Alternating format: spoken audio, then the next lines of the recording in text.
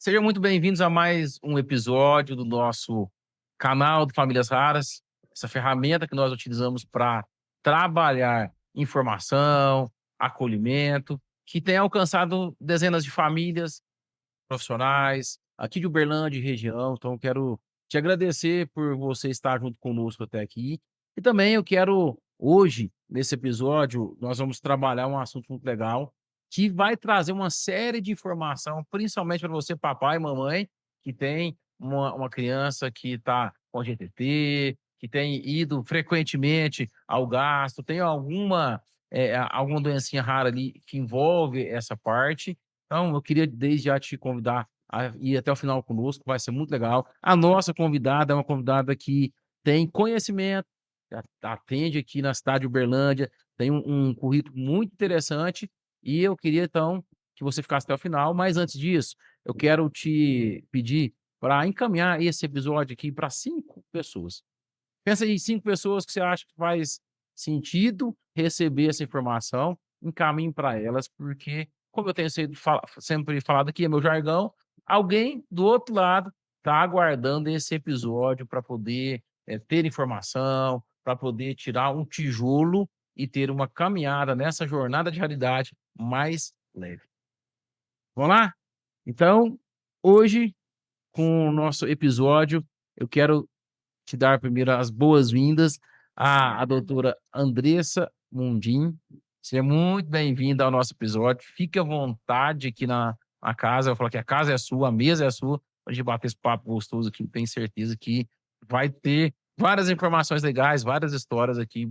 Certeza, muito prazer, muito obrigada. Estou muito feliz pelo convite, muito feliz de estar aqui, poder falar um pouquinho dessa área, que é a gastroenterologia e a patologia pediátrica, né, que é o que eu trabalho hoje em dia, Uhum. e tanto no âmbito de doenças raras, como no âmbito de doenças, né, no geral. Então vai ser muito legal a nossa conversa. Muito obrigada pelo convite. Que legal. Então você viu que o bate-papo vai ser extremamente interessante.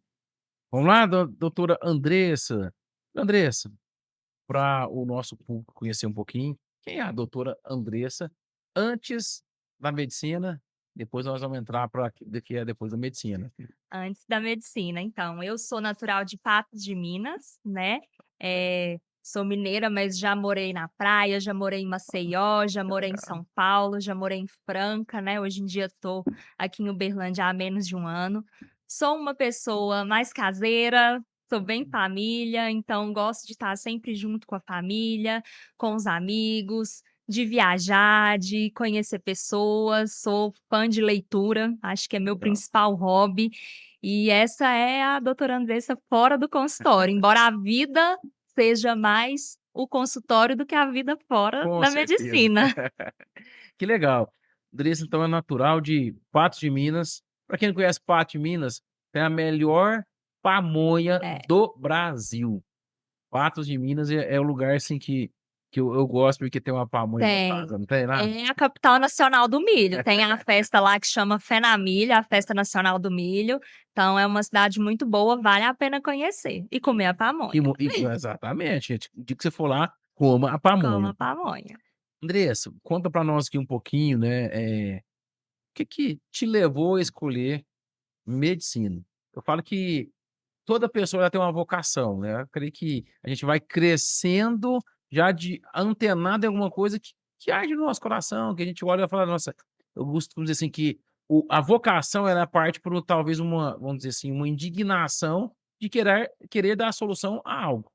Ali nasce o princípio da vocação. Lógico, a gente vai treinar, né, as habilidades para desenvolver, mas arde ali no nosso coração. O que te levou a escolher medicina? Olha, eu falo que eu não escolhi não foi nem medicina, eu escolhi pediatria. E aí para ser pediatra eu descobri que eu tinha que fazer medicina, né. Então eu tenho a minha madrinha ela é pediatra, então desde pequena sempre foi uma inspiração para mim, né. E quando eu fui entrar na escola eu vi que eu realmente tinha, uma maior facilidade, né, me reconhecia mais nas matérias de ciências, né, o estudo do corpo humano, de biologia, então eu tive maior Hum, identificação, já trazia aquilo da minha madrinha que é pediatra, que eu sempre via cuidando, e eu sempre fui apaixonada por crianças. uhum. Então eu entrei na medicina falando quero ser pediatra, né. Então eu já queria cuidar de Uhum. crianças antes mesmo de entrar na medicina. Legal. Então, foi essa questão de identificação com essa parte mesmo de ciências e o querer cuidar de criança, né, Uhum. porque eu falo assim, o cuidado com a criança, né, porque a pediatria? A gente quando cuida da criança, o diagnóstico de uma criança é um quebra-cabeça. Sim. A criança não é um adulto que vai chegar ali e falar: "Doutora, eu não estou conseguindo fazer cocô, minha barriga está doendo". Não, a criança muitas vezes não verbaliza, você vai ter Uhum. que tentar identificar a queixa, pegar a queixa da família, o exame físico que já é totalmente diferente, então é um quebra-cabeça para chegar num diagnóstico, e Uhum. isso para mim é fantástico, né. E eu falo assim que, isso é tão verdade que quando a gente é marinheiro de primeira viagem, pai de primeira viagem, a gente tá chorando: "Será que tá com fome? Será que é cólica? Será que é isso?" Porque não vem uma tecla SAP, né. Eu Não, fico seria interessante se viesse uma tecla SAP e falar: "Ah, isso aqui é isso". Mas o que chamou, me chamou a atenção, você falando que você já entrou então sabendo que você queria ser que eu pediatra. queria ser pediatra. Que E legal. mantive essa decisão nos 6 anos de faculdade e depois, graças a Deus, fiz pediatria. E é legal porque normalmente a pessoa ela entra para formação inicial ali, lá ela vai escolher: "Ah, legal, o que que das É, matérias me chamou a já atenção", chamou já atenção. isso é vocação, né, isso é legal porque, não só traz para nós uma satisfação, mas a gente faz com amor, com prazer, e aí vai colhendo os frutos disso. Você se formou onde? Eu me formei na Universidade Federal de Alagoas, tive bons 6 anos no Ó, que litoral. legal. Eu fiz pelo SISU, né, pelo Enem. Uhum. Então eu tinha um amigo que fazia, ele falou: "A universidade é muito boa, a cidade é maravilhosa, vem pra cá". Falei: "Então tô indo". E aí fui, e aí depois que eu terminei a faculdade lá em Maceió, aí eu Uhum. saí da vida litorânea e fui para o caos de São Uhum. Paulo para poder fazer residência, que aí foi onde eu fiz pediatria e depois gastro. A residência sempre é um desafio, né, você conseguir encontrar onde eu vou fazer e principalmente residências que são mais procuradas, né. Eu falo que tem, até o doutor Nelson, que é neuro, que ele até brinca: "André, na minha época sobrava vaga para neuro, porque não é é algo que é bem específico, tem que gostar muito da neurologia, né". E a pediatria eu já penso que é diferente, deve ter uma procura muito grande. É, uma procura maior mesmo. Eu acabei indo para São Paulo, porque, assim, foi uma decisão meu pai falava muito comigo, ele falou: "Filha, todo mundo, às vezes, tô com um problema difícil de resolver, parece que a Aham, gente vamos para São Paulo? Será que exatamente. consegue?". Então ele falou assim: "Eu acho que lá você vai conseguir ver casos Uhum, muito diferentes", né, e eu acho que realmente na residência de pediatria, eu fiz num hospital que chama Hospital Infantil Darcy Vargas, que é um hospital do SUS São Paulo, que é só de especialidade pediátrica. Então, assim, a gente via muito caso raro, muita coisa diferente e foi muito enriquecedor, né. Então eu acho que foi uma escolha acertada. com certeza. Eu até converso com algumas pessoas que já fizeram especialização fora ou até formaram fora, em São Paulo específico, e falam muito sobre isso. Olha, São Paulo é outro mundo, a gente É, vê realidades. Até a doutora Daniela, ela é ortopedista pediátrica, atendeu o Samuel há muito tempo. Ela fala: "Olha, as minhas especializações são em São Paulo, eu vou lá para, acho que é a CD, eu acho que é a CD de São Paulo", e ela sempre tá postando que ela tá lá, né, se qualificando, porque lá você vê coisas que você não vê talvez em outros lugares. sim, E Uberlândia tá tornando um pouquinho disso também, né, tá. por ser uma cidade, polo, acaba que a gente vai vendo aqui situações, diversidades que talvez outras cidades não estão conseguindo ainda ter. Com certeza. E os profissionais, assim, aqui em Uberlândia está crescendo muito, tem muito profissional qualificado, especializado, então tá atraindo muito, né, pra E cá, eu sou graças a apaixonado em Deus. trazer profissional aqui, porque é um dos nossos propósitos, dar voz para as famílias, mas também dar voz para os profissionais, porque eu sempre defendo. Eu lembro que teve uma reunião lá na prefeitura, estava cheio de gente, eu falei: "Gente, a gente precisa começar a evidenciar o que está sendo feito em Uberlândia". Sim, Existem bons profissionais, excelentes instituições que estão fazendo um trabalho que é de tirar o chapéu, porque a gente sabe que o recurso, querendo ou não, ele é mais escasso, é, ele é caro para ter seu recurso, e tem gente fazendo ali, né, milagres que você fala: "Nossa, como é que, né, como que a foi?". gente vai Mas porque, é, são excelentes profissionais, né, e isso é louvável na cidade de Uberlândia. a gente vai fazendo nosso trabalho de formiguinha, pra gente Hum, conseguir junto chegar lá, legal. né. Tem quanto tempo você é formada? Eu terminei a faculdade em 2018. Aí A deu cara de novinha, mas já tem ah, experiência. aí eu fiz trei a residência de pediatria são 3 anos. Uhum. Depois, quando eu estava na residência de pediatria, eu falo que existe escolhas na vida que são conscientes e existem escolhas que são inconscientes, né, que Uhum. às vezes, na hora a gente não entende por que fez aquilo, mas lá Sim. na frente, a hora que você olha retrospectivamente, você fala: "Eu acho que foi alguma coisa inconsciente que influenciou". Então quando eu fazia pediatria, eu tinha 2 especialidades na minha cabeça, ou eu queria fazer oncologia pediátrica, que é de câncer infantil, ou Uhum. endocrinologia pediátrica. Não tinha nunca passado na minha cabeça gastro, nunca tinha passado mesmo, durante a residência. Terminei a residência de pediatria, 3 anos, trabalhei 1 ano como pediatra, comecei a ver muita criança com sintoma gastrointestinal e que os sintomas eram sempre subestimados. Uhum. "Ai, dor de barriga, intestino preso, não é algo assim". Então eu já aquilo já começou a me incomodar e eu comecei a pensar: "Gente, acho que gastro é uma boa Uhum. escolha, né, uma boa opção". E aí acabei escolhendo gastro. Na minha cabeça, essa foi a parte consciente da minha escolha. Quando eu olho para trás e vejo a minha vivência pessoal, eu vejo que teve muita coisa inconsciente que me fez escolher Uhum. gastro. Eu tinha um irmão que era uma criança especial, ele faleceu em 2023, e ele tinha muito problema gastrointestinal. Olha. Então, quando ele nasceu eu estava com 7 anos, e aí, ele tinha um refluxo absurdo, ele chegou a fazer cirurgia, fez uma funduplicatura, mas eu lembro que eu pequenininha, quando meus pais iam alimentar ele, eu já sabia que eu tinha que pegar o pano, porque eu sabia que ele ia vomitar. Uhum. Então, aquilo ficou marcado desde a infância, né, eu falo que na infância é o momento que a gente vai, criar muita coisa que vai refletir na vida Uhum. adulta. Uhum. E depois, quando ele foi crescendo, ele teve um intestino preso muito importante, de ter que internar, de quebrar fecaloma, de ter que fazer várias lavagens, então foi uma coisa que na minha infância e Uhum. adolescência me marcou, né, então eu acho que isso, essa Uhum. experiência pessoal, influenciou muito inconscientemente na minha escolha Uhum.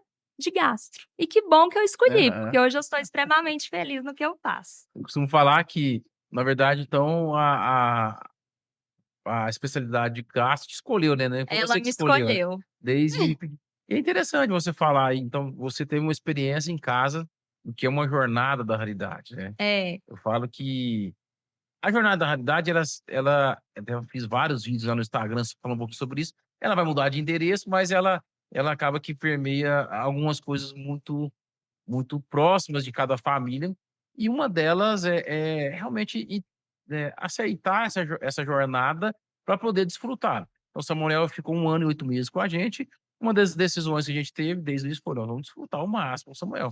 Eu não sei se tem amanhã, mas amanhã pertence a Deus, então vamos viver o agora, porque sim. é importante". E conta para nós aqui um pouquinho como é que foi essa experiência de ter, né, um irmão com a raridade. Eu chamo aqui raridade, eu não falo especial, tudo porque eu acho que é uma forma mais acolhedora de Sim. trazer as famílias. Então, como é que foi para você essa experiência de ter um irmão raro? Olha, o Felipe, ele nasceu nos anos de 2000, né, ele nasceu em 2000, faleceu em 2023. Lá em 2000 as coisas eram muito diferentes, né, ele nunca teve um diagnóstico propriamente dito fechado, ficou lá na época falaram que era um transtorno global do desenvolvimento, algumas outras vezes falaram que podia ser uma síndrome genética, um transtorno do espectro autista, mas nunca teve nada de fato fechado. Então assim, lá atrás, até o próprio transtorno do espectro autista, o que a gente sabe hoje era muito diferente do que a gente sabia 26 anos atrás, né. Então, hoje em dia a gente tem muito mais acesso à informação, hoje em Uhum, dia, a gente tem muito mais apoio. Lá atrás foi muito mais difícil, né.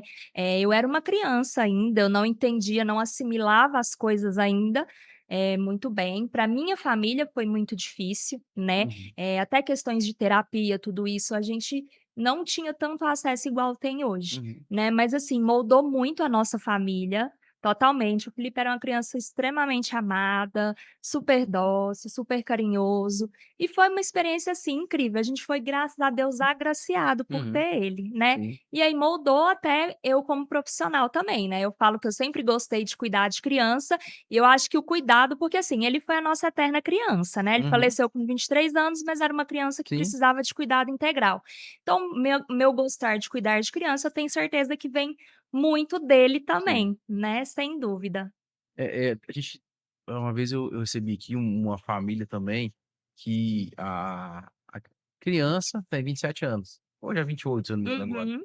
E a gente foi falando um pouquinho sobre os desafios realmente da hoje, por mais desafiador que seja, a gente tem várias ferramentas, medicações que ajudam e 20 anos, 27 anos atrás, 23 anos atrás, 20 e A poucos anos, gente não era tinha. diferente. Sim, E isso, querendo ou não, exigia mais da família, talvez um pouco mais de esforço. E eu lembro que essa família contava que eles pegaram o carro, foram para Brasília, e o carro acabou gasolina na estrada. E foi assim, realmente é uma história assim que hoje, quando olha, a gente ri, mas eu sei que é desafiador, porque sim, viver o início até você conseguir sair ali assim, entre aspas, do zero, é um pouquinho difícil, né. demais. Eu imagino que vocês vivenciaram ali, né, essa experiência com o seu irmão, sem ter diagnóstico, É, sem ter ali, de repente, sem diagnóstico, o tratamento é que eu estou vendo, eu vou tratando, né, não tem como e esse é o benefício de se diagnosticar uma doença rara.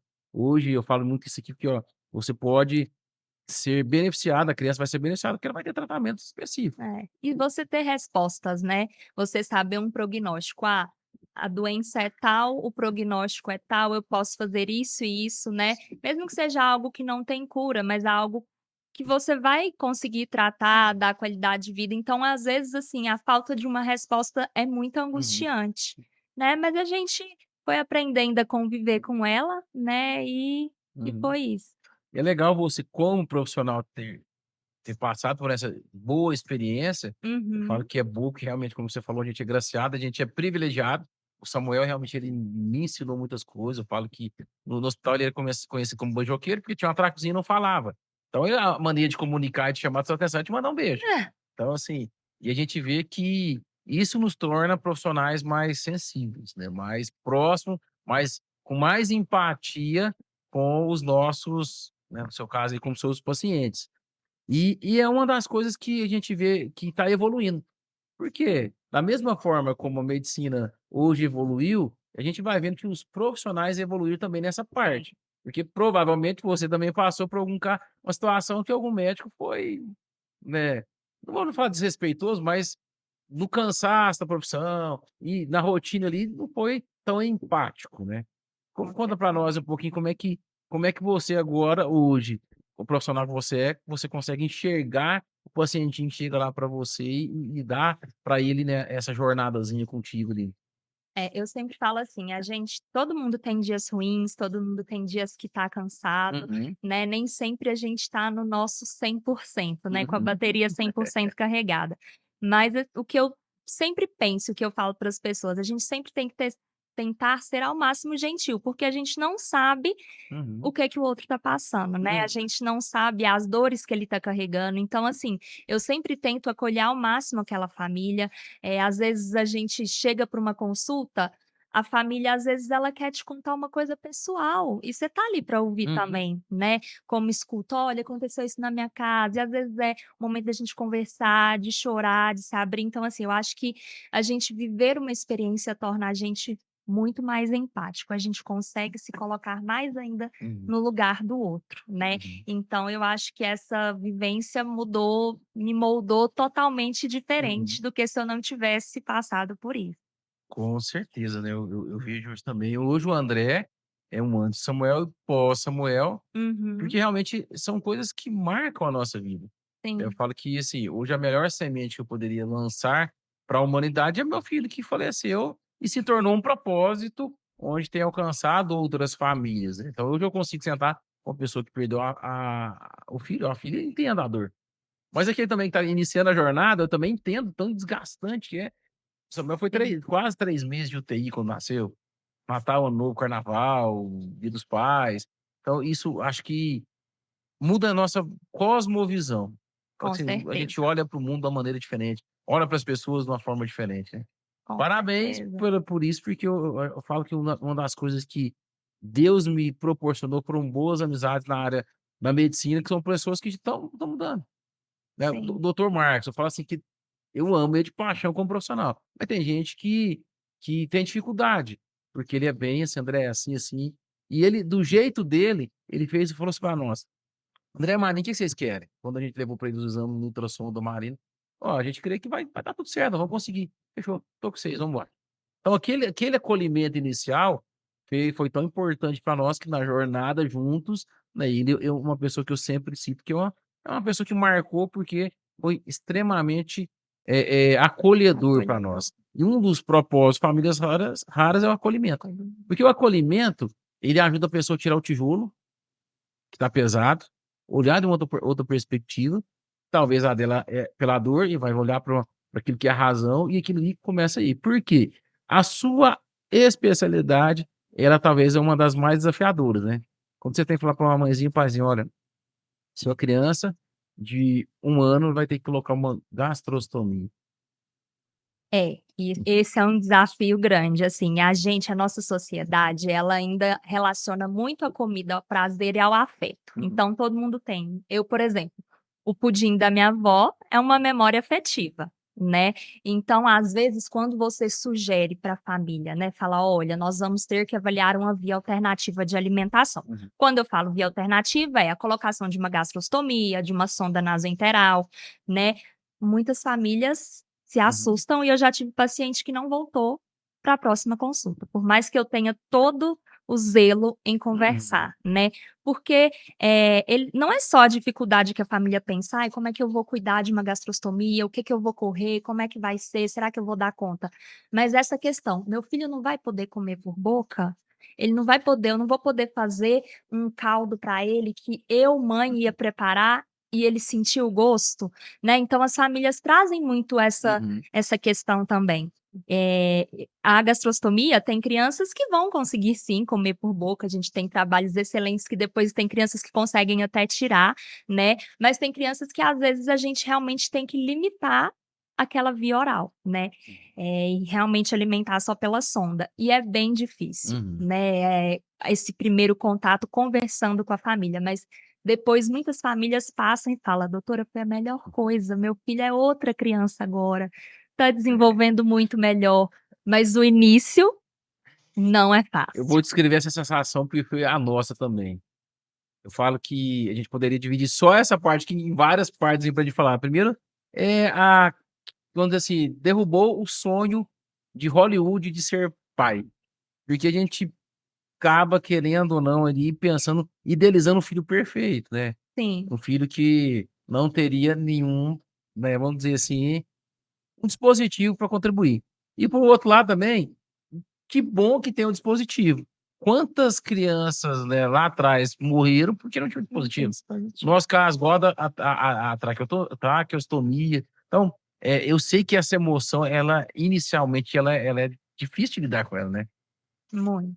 Eu falo que tem que ter uma graça muito grande para falar, porque realmente ali, mais uma vez, para quem está numa jornadazinha da raridade, é mais um sonho de falar: "E aí, como é que eu vou fazer?". Então eu entendo os 2 lados, né, o seu de falar, mas o lado também de receber. Porém, né, doutora, é uma alegria a gente poder falar que nós temos uma solução.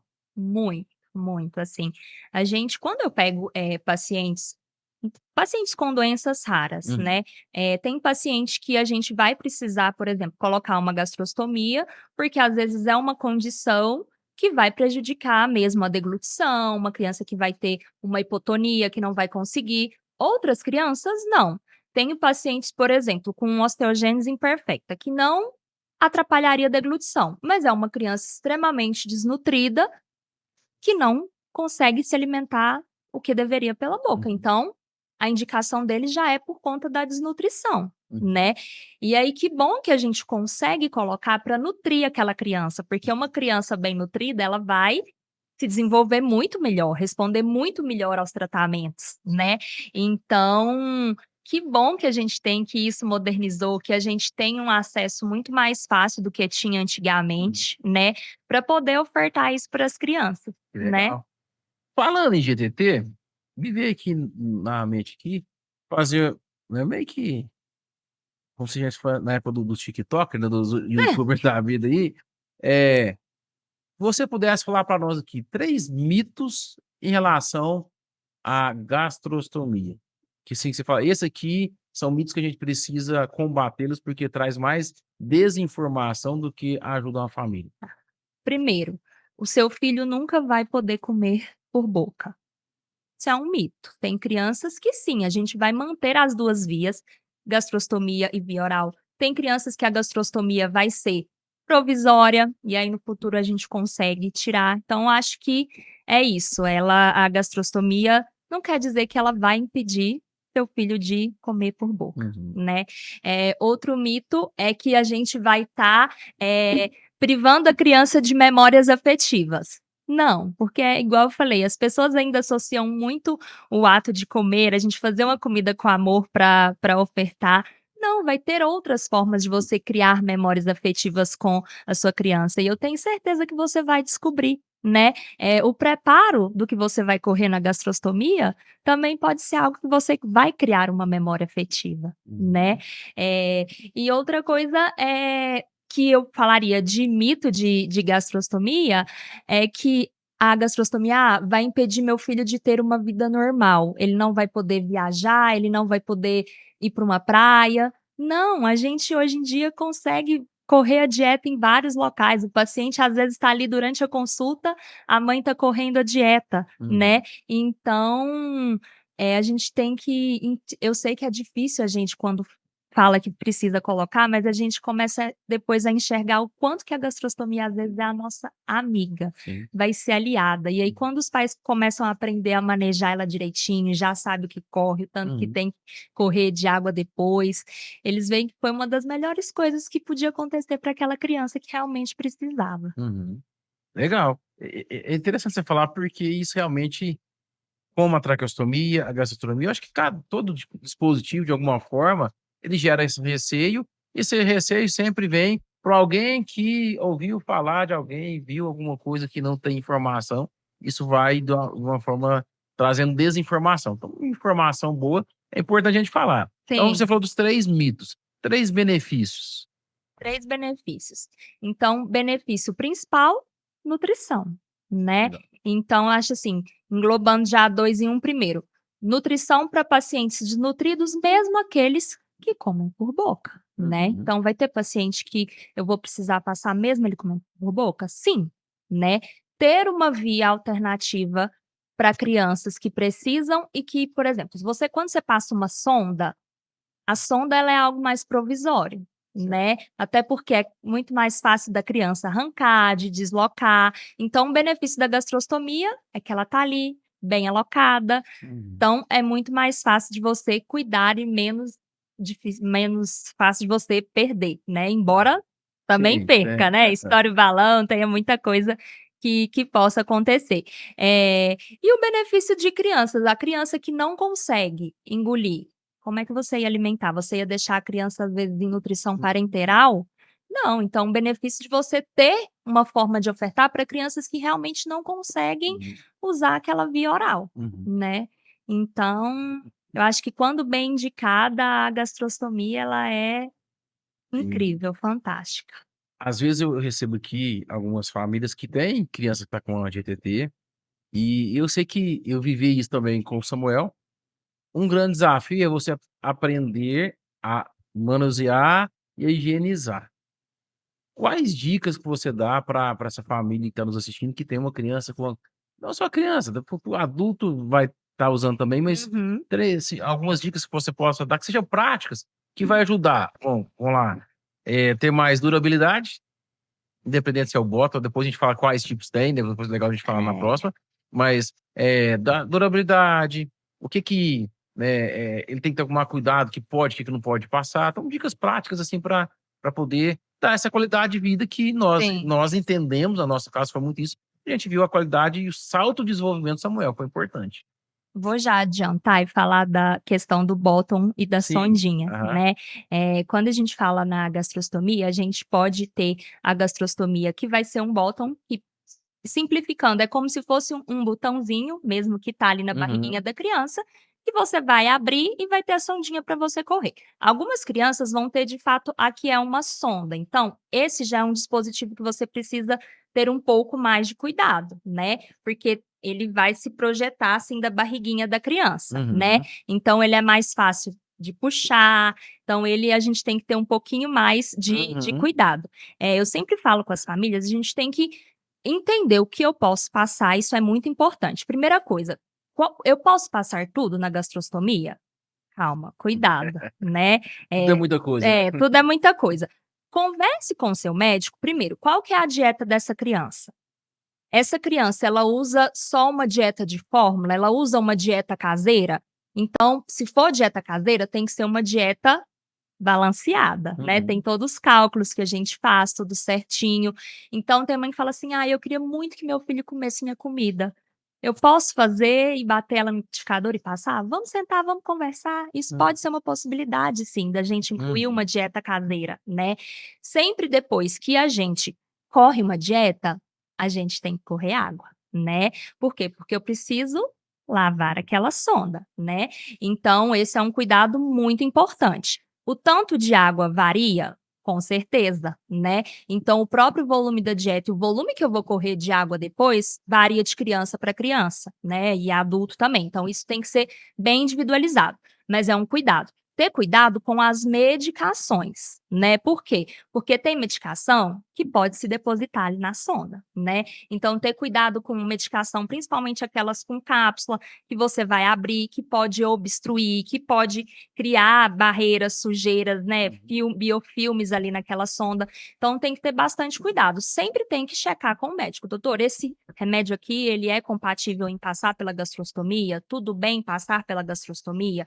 Então tem que ter cuidado com o que a gente corre, principalmente em relação à medicação. Uhum. Sempre ter cuidado em volta, né, por quê? Por causa da formação de granulomas, né, eu não sei se você chegou a ter, Feio, você não tem eh um granulomazinho. é, é muito comum, Hum. né, a gente ver com granuloma. Então, assim, a gente tem que ver se aquela gastrostomia não tá machucando a barriguinha da criança, se precisa colocar uma gaze, né, ou algum curativo para descomprimir aquela região. Se tem um granuloma, então espera aí, vamos buscar o tratamento. Tem algum medicamento, alguma coisa que a gente precisa passar, né, então a gente precisa ter muito cuidado com a área local, não só o que a gente vai colocar dentro, né. Então a gente tem que ter cuidado em volta também, porque a gente sabe que às vezes pode ter algumas complicações locais. Então sempre limpar bem a área, deixar a área bem sequinha, né, se precisar colocar uma gazinha em volta, para poder ter a vida daquela gastrostomia Uhum. bem preservada e não precisar trocar antes da hora, né.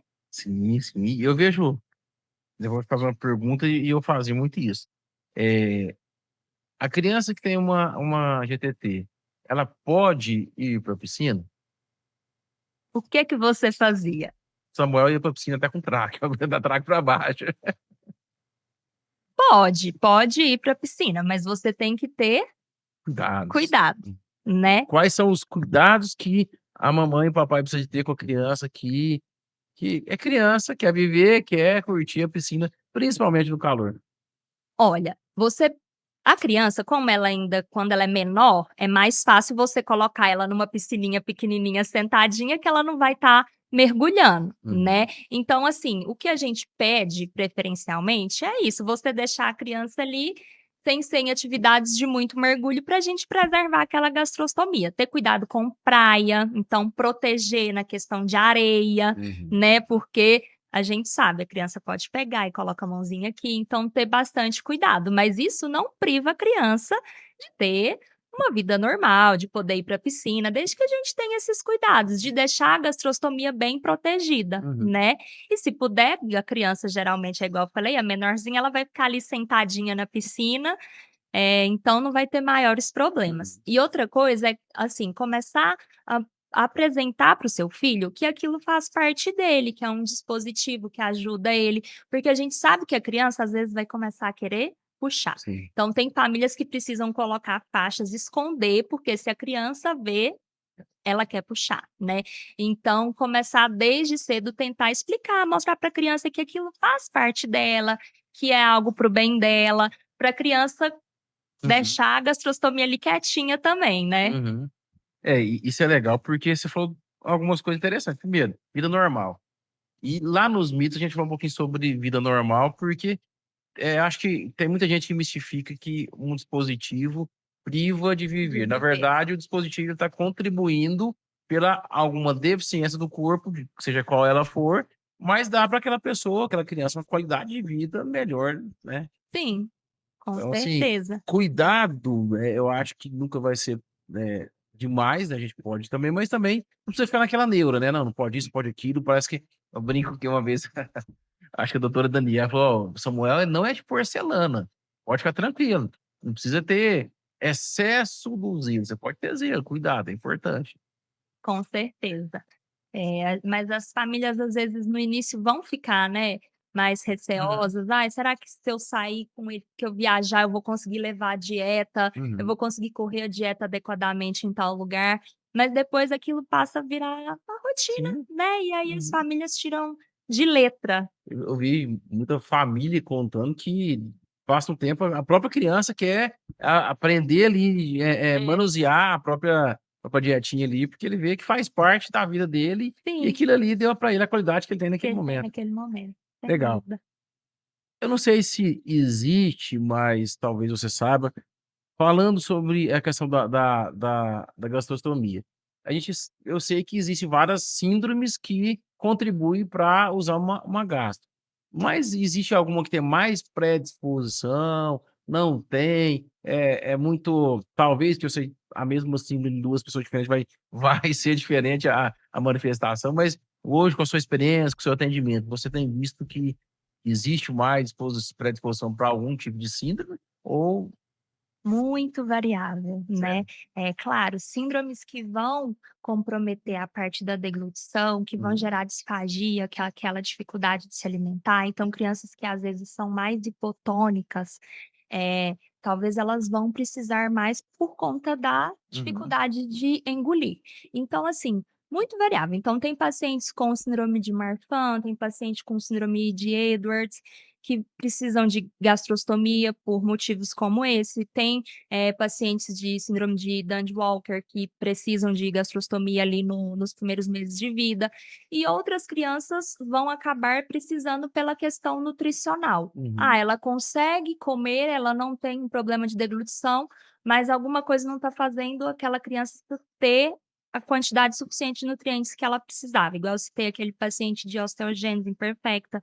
Temos que pegar também os pacientes com paralisia cerebral, que são pacientes que muitas vezes vão precisar de gastrostomia, né, pela parte nutricional e também pela parte da disfagia. Então, assim, são várias, né, uhum, várias e várias condições que vão poder ter e não tem nenhuma com mais chances ou menos chances. Mas, uhum, claro, as que vão ter um paciente mais hipotônico, aquele bebê que está ali, que não consegue mamar, não consegue progredir uma dieta, eles vão ter mais uhum. chances. Né. Sim, com certeza. O Samuel, eu lembro quando ele colocou, ele tinha a dificuldade de deglutição, nasceu com essa certa Uhum. dificuldade, foi prematuro, e tinha e tinha parquigeria, tinha algumas questõezinhas que complicaram, né, mas estava desenvolvendo com a fono, né, e que eu acho legal também que, né, dentro desse processo, a fono é extremamente importante, porque ela vai Muito. ajudar nesse processo, né, de Ela é a ela é o braço direito, né, uhum, porque a reabilitação que a gente consegue fazendo um bom trabalho de fono é uhum, excepcional. Então, assim, uma criança que às vezes a gente não conseguia progredir nada via oral, que não tinha aceitação, que tinha uma disfagia importante, começa a fazer fono. E aí passa um né, tempo, claro, não é uma coisa do dia para a sim. noite, é um processo, Uhum. né, igual tudo. Então, de repente, aquela criança já consegue a mãe chega super feliz: "Doutora, a fono liberou iogurte". Aí depois: "Ai, a fono já liberou outra consistência". Então, assim, é o Uhum, braço direito, uhum. né, para esse processo são os fonoaudiólogos, sem dúvida nenhuma. E é legal a gente pensar que, quanto mais alinhados estão, né, os profissionais, mais evolução a criança vai ter, né. Muito.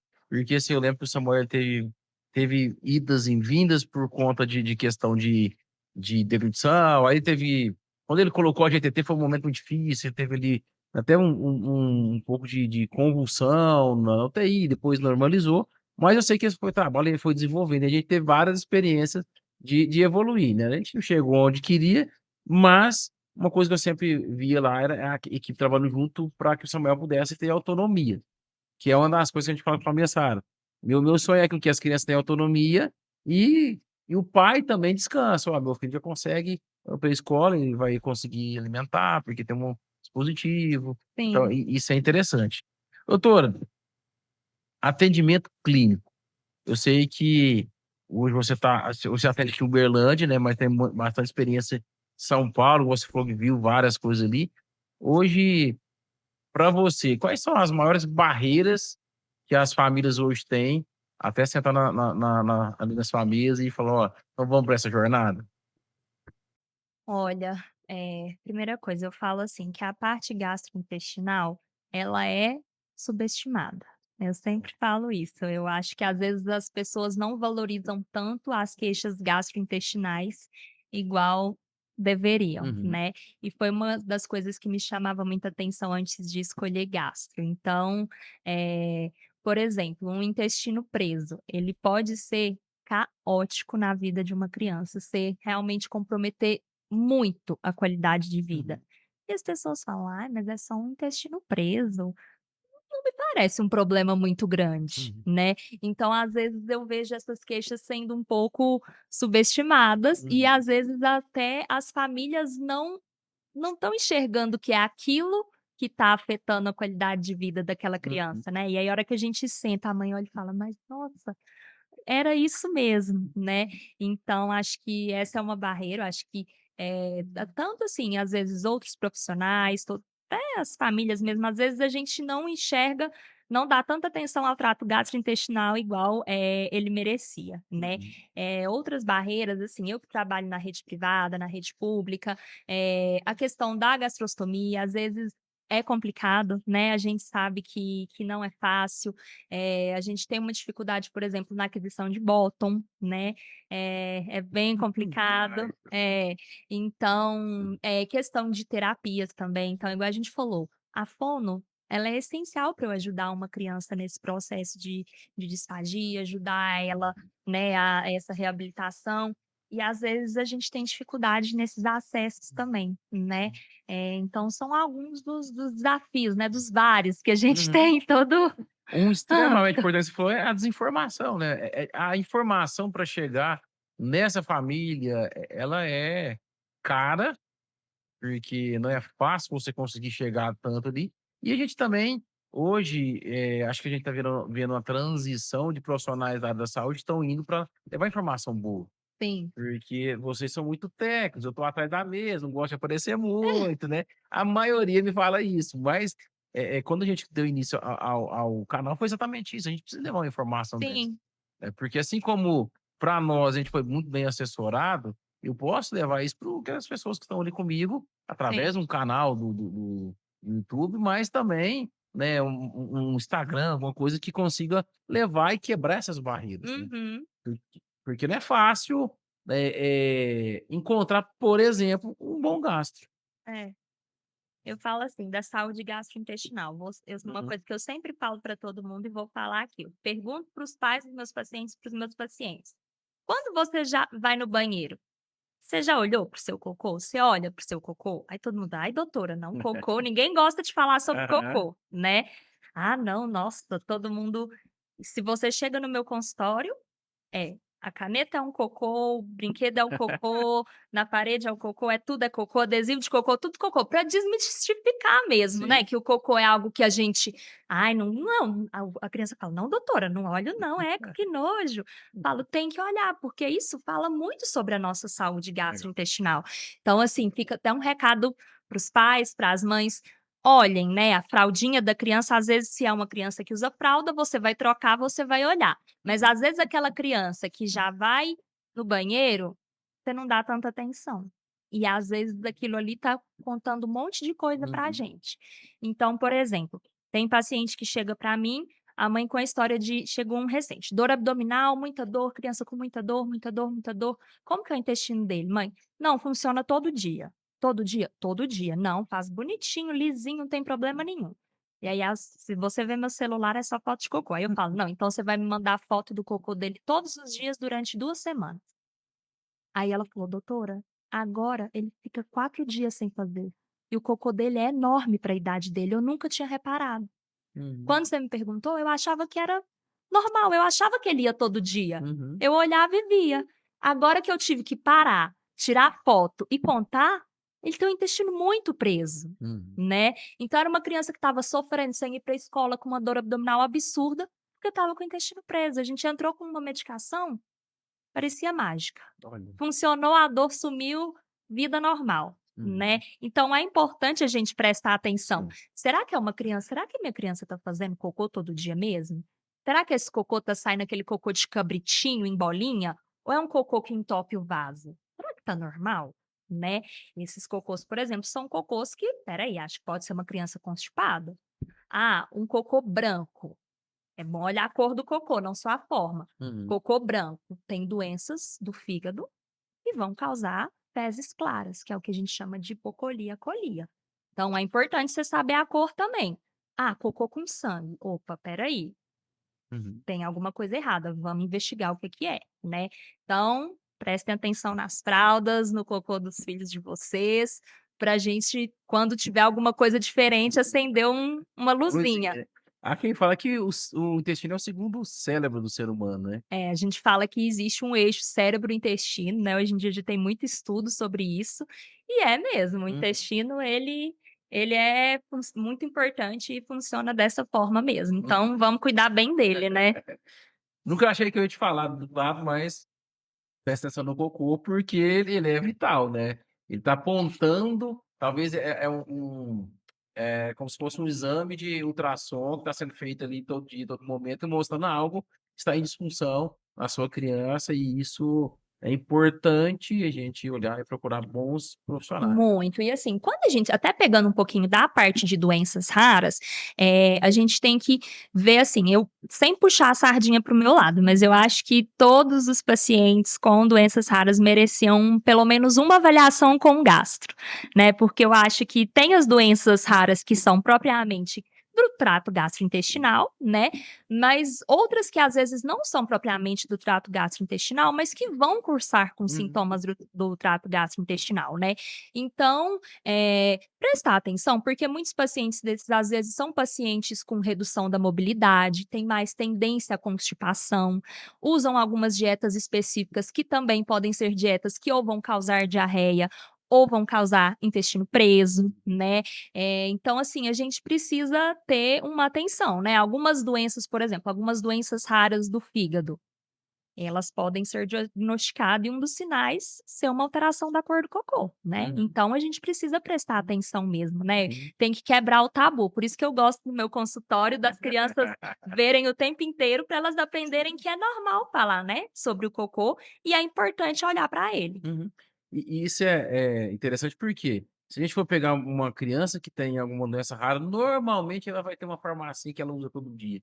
Só por isso já vai dar alguma Vai. disfunção ali no intestino da criança. Vai. Ou algumas medicações que vão ajudar a soltar, né, ou algumas medicações que vão ajudar a prender. E, por exemplo, quando a gente pega alguns anticonvulsivantes também, por exemplo, além disso, eles podem causar hepatites medicamentosas, então pode atacar o fígado e também a gente ter alteração das fezes. Então as fezes são marcadores importantes, Uhum. né, pra nossa saúde do nosso corpo, então é importante mesmo. Que legal. E assim, e uma coisa que muitos pais falam, que é difícil você encontrar um gastropediatra. Até porque nós falamos ali que lá atrás, porque talvez está entre as especialidades que não tem tanto profissional ainda. E que bom que você veio, que a gente, além de poder referenciar, né, indicar você, você tá trazendo coisas extremamente importantes, porque tem pai e mãe que nunca teria acesso a esse tipo de informação. Então, Sim, e já tem um indicador que já pode estar alertando que tem alguma disfunção, né? sim, Que sem legal. dúvida. Andressa, parece não, mas já tem quase 1 hora que nós estamos falando aqui já. É legal, eu gosto muito da mesa do podcast, porque a gente pode falar, a gente vai puxando um assunto de E volta volta. e e vai falando. Pra gente ir caminhando para o final, e no final a gente vai fazer 2 coisas legais aqui, um bate-bola, que eu vou te fazer algumas coisas pra gente falar. Eu queria que você trouxesse para nós aqui, dentro da sua vivência, né, como profissional, a gente falou ali já de mitos, a gente falou de barreiras, a gente falou de pontos positivos, de cuidados, mas o que mais um pai e uma mãe precisa olhar, nós falamos de gasto intestinal agora aqui, para essa criança que de repente ainda nunca sentou na sua mesa e precisa, mas ela nem sabe que ela precisa te visitar. Olha, coisas assim, a gente às vezes divide um pouco por faixa etária, Uhum. né. Então a gente sempre, além do cocô, a gente sempre olhar a cor da pele da criança, né. Algumas doenças raras, a manifestação inicial, icterícia, né. Então tem icterícia que é percebida pelos pais, às vezes é uma criança que passou pelo médico, o médico falou: "Não, tá tudo bem", e o pai: "Não, mas essa criança tá, as avós, tá amarelinha, tá Sim. amarelinha". Então sempre ficar atento no recém-nascido, se tá com dúvida, procura uma segunda opinião: "Olha, não tô tranquilo", então sempre prestar atenção, isso principalmente nos bebês, né, na questão da icterícia de uma criança amarelinha, o tamanho da barriga, por quê? Porque algumas doenças a gente tem hepatosplenomegalia, que é o aumento do fígado e do baço. E Uhum. algumas crianças acabam ficando mais barrigudinhas, então tem família que já chegou para mim e falava: "Eu sabia que tinha alguma coisa, eu achava a barriguinha dele maior", Uhum. né. Então, ter essa atenção. "Tô achando alguma coisa, quer dizer que vai ter?" Não, às vezes tá tudo normal, mas às vezes merece uma avaliação, né.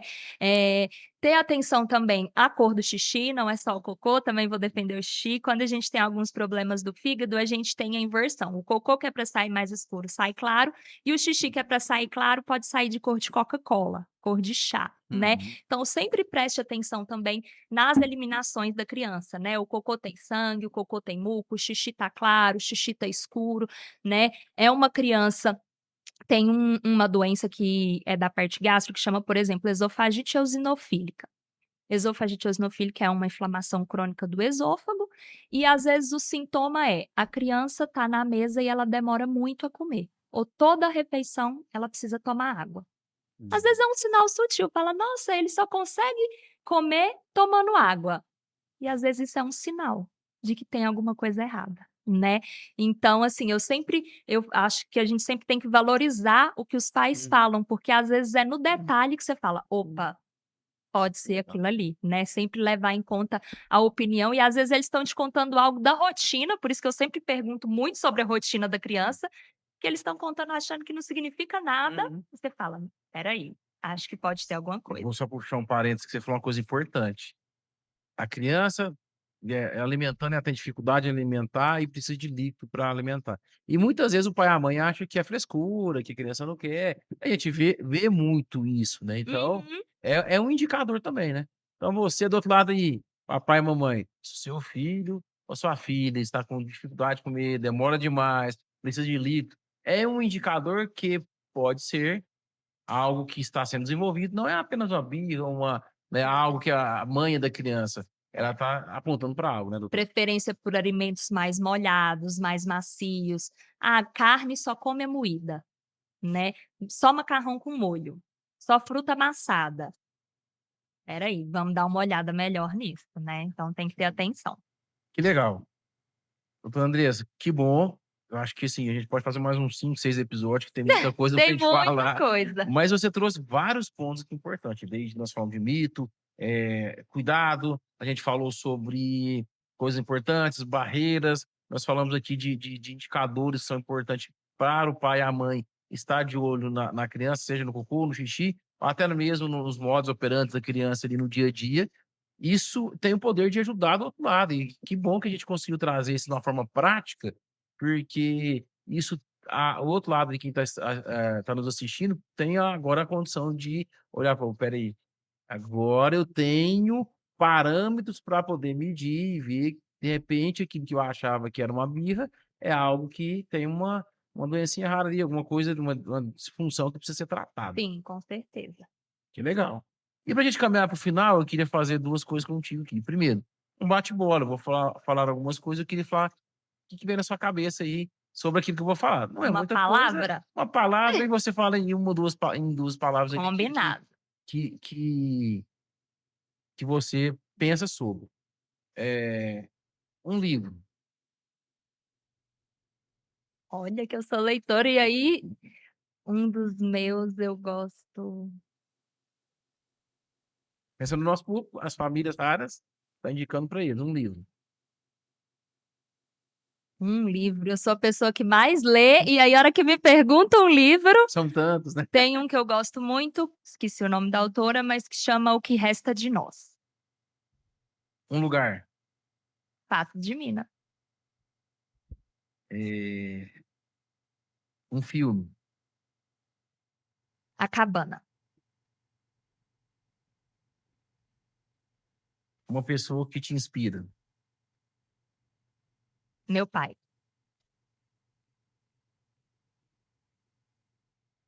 Deixa eu ver. Temos o que eu posso falar, vai te apertar muito, né? Mas vamos lá. Uma referência. A minha madrinha, Gláucia.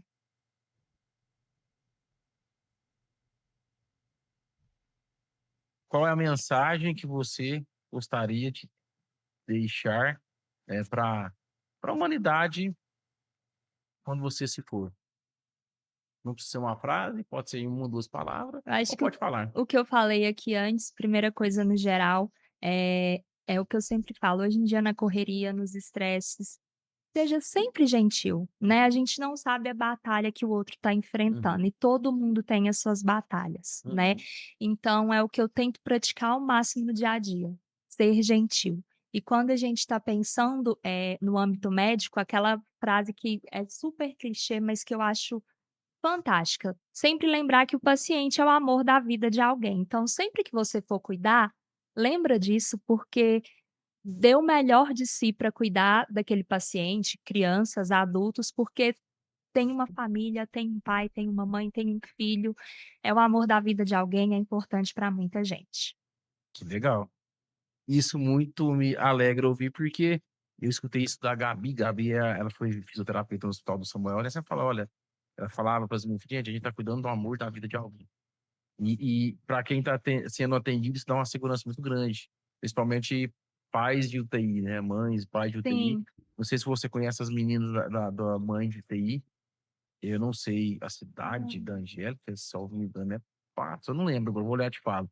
Mas elas escreveram um livro contando os relatos de UTI, como mães, né, ela mais ela contando ali, mas a outra menina que fez com ela o livro, elas falaram muito desses desafios. E quando, caíram na graça de profissionais que tinham essa empatia, esse cuidado, a gente vai para casa dormir mas mais tranquilo, né, porque ele não m dorme com o menos ouvido ali, aflito, ninguém quer né. escutar receber uma ligação, É, mas assim, a gente fica, mais tranquilo.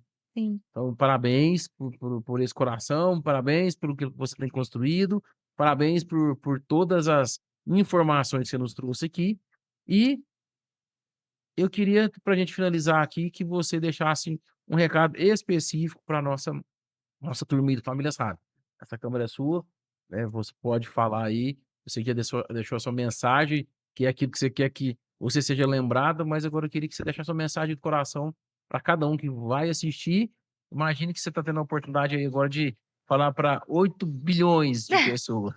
A sua voz vai chegar aonde ela precisa chegar, então vai que a câmera é sua. Tá. Primeira coisa é a admiração que eu tenho pelas famílias. Eh, a gente enfrenta desafios, muito maiores do que os desafios físicos. A gente passa por uma sociedade que, infelizmente, ainda é uma sociedade com muito preconceito, né. Então eu admiro muito essas famílias, o tanto que as mães, os pais, os familiares entram nessa luta. Então a primeira coisa que eu queria deixar é uma mensagem de parabéns, de admiração por Uhum. essas famílias, né.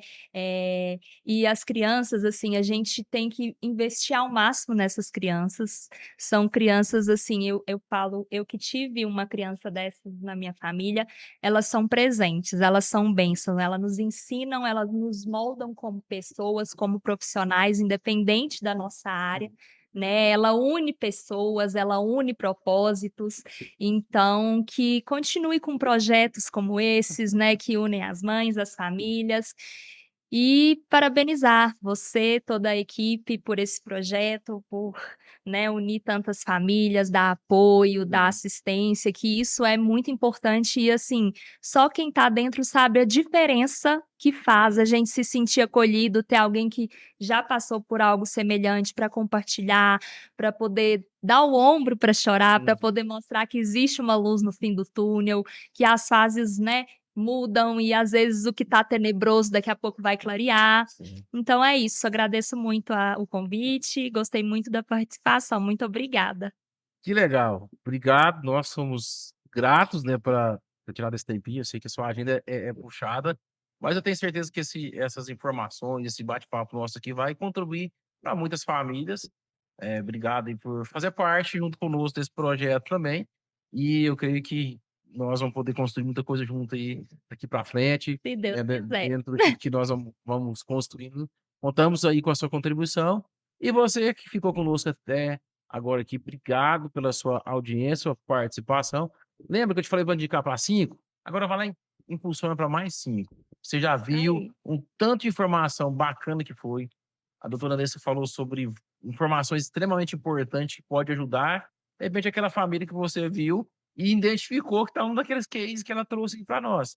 Então, encaminha e vamos levar informação saudável, informação inteligente, informação importante. Isso salva vidas. Então, nos ajudou os 5 primeiro, agora nós contamos com mais 5 para que a gente cumpra o propósito do canal, que é levar informação e dar voz não só a famílias, mas também a profissional que tem contribuído. E você, te vejo no próximo episódio. Um grande abraço.